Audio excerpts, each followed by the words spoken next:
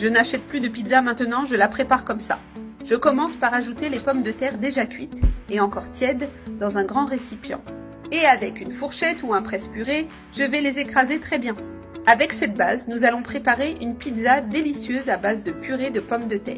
C'est une recette très simple à faire, parfaite à préparer à la maison en toute occasion.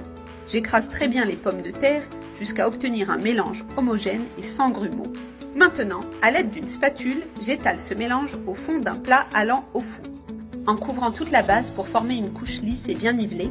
Ainsi, nous formons la pâte de notre pizza bien répartie et ferme. J'ai déjà étalé toute la purée de pommes de terre dans le plat et même formé des bords. Pour qu'elle ait l'aspect traditionnel d'une pizza maison, ajoutez un peu de sel sur la pâte en le répartissant bien.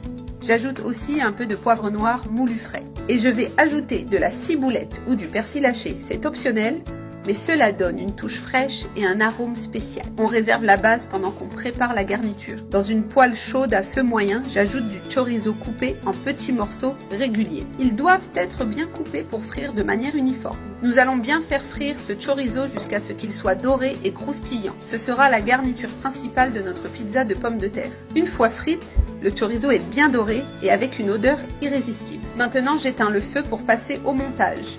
Je place le chorizo frit sur la base de pommes de terre, en l'étalant uniformément sur toute la surface. Cette pizza de pommes de terre est très polyvalente, vous pouvez la garnir comme vous le souhaitez. Assurez-vous de bien répartir la garniture, même sur les bords. Maintenant, nous allons ajouter le fromage. J'ai utilisé des cubes de mozzarella qui fondent parfaitement. J'ai déjà bien réparti les cubes de fromage sur le chorizo. Dans un bol, j'ajoute 4 œufs entiers, une pincée de poivre noir pour assaisonner, et 100 g de crème fraîche pour donner de l'onctuosité au mélange. Mélangez tout très bien avec une fourchette jusqu'à ce que le tout soit bien intégré. Tout est maintenant bien mélangé, avec une texture lisse et homogène. Maintenant, je verse ce mélange sur la pizza, en couvrant soigneusement toute la surface. Avec une spatule, j'étale bien pour que le mélange soit bien réparti.